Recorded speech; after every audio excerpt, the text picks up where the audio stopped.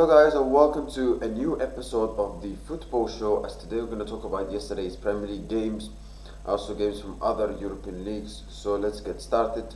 Let's start with the Premier League first of all, because obviously there was a big game yesterday which was a great game. Me as a football fan, I enjoyed it. So yeah, but Brighton against Crystal Palace. First of all, Crystal Palace win 1-0. A huge win for Crystal Palace considering they've had a difficult run of form recently, with losses and draws and being out the FA Cup, etc. But they go back to winning ways. They beat Brighton 1-0 away from home. Not an easy place to go to win, as Brighton are a good side, but Crystal Palace win. Very important win for them. And Brighton are now 14th of the Premier League. Liverpool against Manchester City. Manchester City win 2-1, and that was a brilliant game. A brilliant game. I thoroughly enjoyed it as a football fan. It was a bit like tale of two halves. Like, first half, I think Manchester City were the better team. I think they missed something towards the final third, where I felt like, except Marmoush when he had that chance when he tried a long shot. Sometimes I felt like the City players were scared to shoot, because I felt like City were fantastic in the first half. They were looking really good. They were in control. They were playing really good football, and they were better than Liverpool. Liverpool, I don't think they had many big chances. I don't think they even had a shot on target in the first half, and Manchester City were very good, defensively, offensively. But as everybody knows, in Anfield that can change very quickly, especially when Liverpool start to get their rhythm. They could get better. City could get caught out, because in Anfield that can always happen. And Liverpool did that in the second half. They started to get better. Ekitike was telling the crowd to wipe up and support more. So was Lai. The fans were getting ramped up. The players were getting ramped up, and they were starting to get better in the second half. And they're looking really good. Even though after all of that was still 0-0. But Szoboszlai steps up with an amazing free kick. I mean, that was a copy-paste of that Arsenal goal, against Arsenal goal. I mean, that was two different free kicks. First one, where he's like, he hit the post, so you could say Raya could have made a save, and he had something in it. But that second one, I think that was better, because Donnarumma, he was like, yeah, I can't catch this. I can't. Even one of the best goalkeepers in the world. And we're going to talk about him, by the way. One of the best goalkeepers in the world, one of the most tallest goalkeepers in the world. He's like, yeah, I can't do anything about that. And hit the post still, but amazing goal. Fantastic. Like another magic free kick from Dominic Szoboszlai. He did it against Arsenal. I think he did it against, he did it once for Hungary, and now he did it again against Manchester City. I mean, the guy is you could say he's probably the best free kick taker in the world right now. You could say that, because the technique, the shoot, the finish, I mean, incredible. And to do that kind of free kick against the best teams in the country, it's amazing, isn't it? I mean, imagine if he does that in a Champions League final, where he scores the winning goal for Liverpool. I mean, it could become like a tradition, where a bit like Arsenal scoring set pieces, Dominic Szoboszlai scoring amazing free kicks. I don't want to exaggerate a little bit, but still. But amazing free kick from Dominic Szoboszlai. That technique, that shoot, fantastic. Brilliant. And then Liverpool were very good in the second half. But City, when they could see that goal, you think like, what they dropped off? Guardiola stopped off Marmoush and kept Haaland. I felt like Haaland didn't have a good game, but I understand why he kept Haaland and brought off Marmoush, because Haaland at any point could still score goals, because that's what the top players are. When they're not in the best condition, not in the best level of performance, they could still at some point score goals, and Haaland did that. 1-1, brilliant. You could even say like you could say Szoboszlai was the main reason why Liverpool got to that lead, but you could also say he was one of the big reasons why City got that equaliser, because he played comfortably to that onside for Bernardo Silva's goal. Because when Bernardo Silva scored, I thought like, yeah, he could be offside, but he played him onside. I mean, so, but again, you can't really criticise much for Szoboszlai for that. But assist from Haaland, good goal from Bernardo Silva, 1-1, brought City back in the game. And then the second goal, I don't know what Alisson was doing. I really don't know what Alisson was doing. People say it's not a penalty. Of course it's a penalty. It's a penalty, come on. It was a penalty. City get the penalty. Haaland scores from that penalty, and he scored the winning goal. And Haaland is like, he didn't have his best game, got assist and got the goal, the winning goal. That's how you step up in even in games where you don't have your best level performance. And these players like Salah and Haaland, when they don't have their best level performance, they can step up at any point.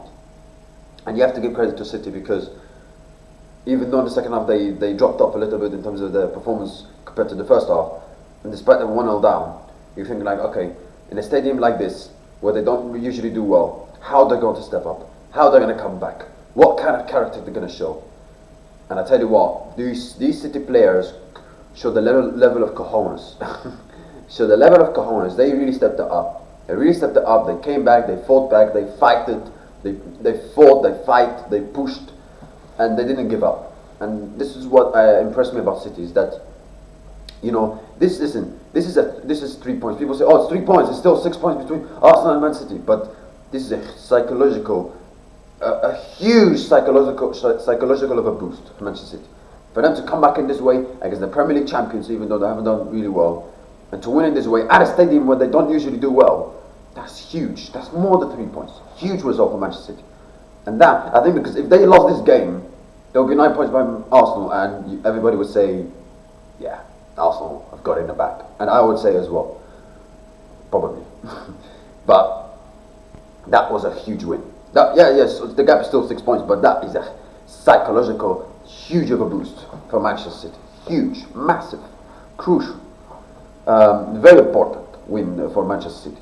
And to win it this way, for sure that win could give them, the psychological boost and the confidence boost and the momentum boost to go on and win great games after that. Because if you look at the next games, I mean, I think they've played all the top teams away from home. I think from now on until the end of the season, they've got games where they've got really good games to win. I think the difficult games where you could say they might slip up are Chelsea away, Arsenal at home, and Aston Villa at home. But Aston Villa not performing that really well right now, so Man City could beat them, and they're at home as well, and it's in the final day. So they don't have many difficult games on paper for now until the end of the season, and I say that because they're not easy games in the Premier League. But they have some games that are, let's say, soft, and that they can win. They've got Fulham coming up at home, they've got Newcastle at home, where they're not doing really well, then they've got Leeds, then they've got, I think, West Ham. They've got games where they should win, coming up. They should win. So, they have to, this is a good opportunity for this City side, because let's be honest, City have played so many difficult away games this season. They've already played Brighton away, they've already played Aston Villa away, they've played Man United away, they played Liverpool away, they played Tottenham away, they played Real Madrid away, they've played Arsenal away. They played so many difficult away games this season. Newcastle away in the Carabao Cup as well, so, and Newcastle in the league as well. So the fact they've passed those fixtures and they're still 6 points behind, and they've got these fixtures coming up, and especially Arsenal at home, which could help them. I'm not saying City are going to beat Arsenal at home. That's not certain, of course, because Arsenal are a fantastic team. But the fact that that big game against Arsenal is at the Etihad, and all the other games that City have, they should win, most of them. Who knows? The title race is not over. It's not over. You can never doubt Pep Guardiola and Manchester City. Do not ever doubt them, because at any point they can switch and click, and nobody can stop them after that. So huge win for Manchester City, and the title race is really on. So yeah. But great win for Manchester City, and the amount of character they showed was fantastic. And I have to say, Mark Gay, cousin of, they were brilliant. Mark Gay, brilliant performance. The amount of blocks and defending great defending he was making, amazing, fantastic, brilliant performance. Cousin of, fantastic. Donnarumma, oh, what a save! Now, what a save! You see Guardiola's reaction after that save. Oh, that's how great save of it was from Donnarumma, to make one of the greatest managers of all time react like that. I mean, amazing, fantastic save from Donnarumma, brilliant save. And yeah, Bernardo Silva had a brilliant game. I thought he had a very good game as well. So huge win for Manchester City. And can this win kick them on? It surely can. And they've got the experience. They've got the momentum now. They've got the experience. They're going to have to win many games, a lot of games from now to the season, and hope Arsenal, wobble a little bit. So even though Arsenal, I still think Arsenal are the favourites to win the title. I still think they should win the title. But who knows? 13 games to go. Who knows? Liverpool, I mean, in the first half they were very poor. I have to say they were very poor. In the second half, they got dominated in that first half. In the second half they were very bad. They were much better. They played very good. But when they got that lead from Szoboszlai, you think like, okay, they should go on and close the game out and win the game. Or, but they let City back in the game. They were like, yeah, do whatever you want, City. And the way City let back in the game, Liverpool let City back in the game was disappointing from Liverpool's side. Listen, you can't discredit City's character and brilliance to come back, and I gave them credit because they were brilliant to make that comeback. But you have to look at Liverpool and you think like, why do you let them like back so easily? Why do you like give all the time and the space and the ball and like feel like they feel like when they scored that goal, when Liverpool scored that goal from Szoboszlai, after that they got a bit relaxed. No, you're playing against Manchester City. So you're not playing against Mansfield Town. With all due respect to them, so like you should like be more careful. Okay, you scored the goal, it's the winning. It could be the winning goal. It's a huge moment, but close the game out. Close the game out and finish it.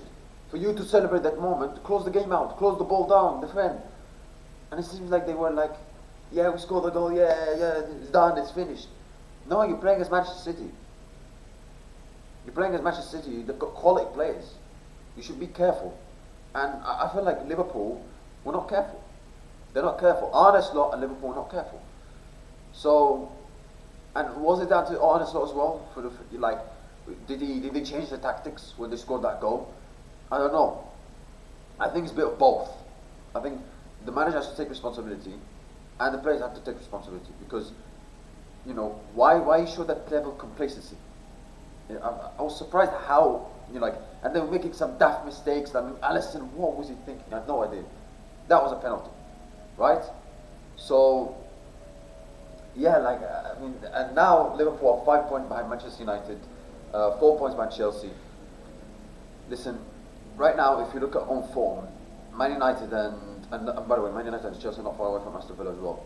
If you look on form, Man United and Chelsea should qualify for the Champions League on form right now, but if Liverpool can click into gear, start peaking, start getting to form, can they challenge for the top four? I think they challenge. I still think they can get top four, but with the current form right now compared to Arsenal and Manchester United and Chelsea, and maybe Aston Villa as well, even though they're not having a great form right now. So. And they've got difficult games, Liverpool as well. Let's not forget that they still have to play Chelsea. They still have to play Tottenham at home, even though they're rubbish.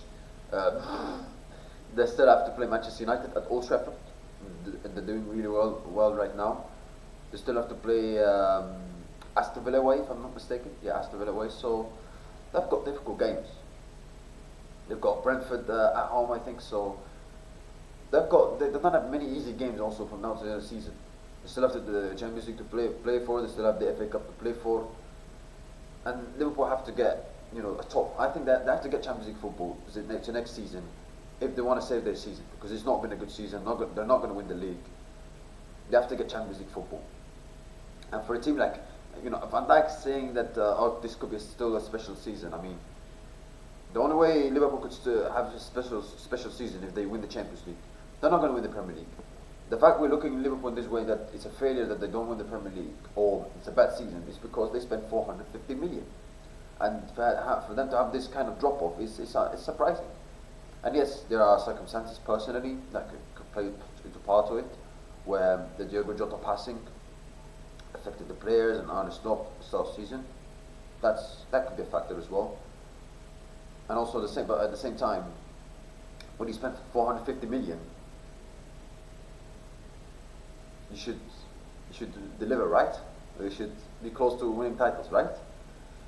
And Liverpool are not close to winning titles. They're far away. They're 17, 18 points behind Arsenal. That's not good enough, isn't it? So, yeah.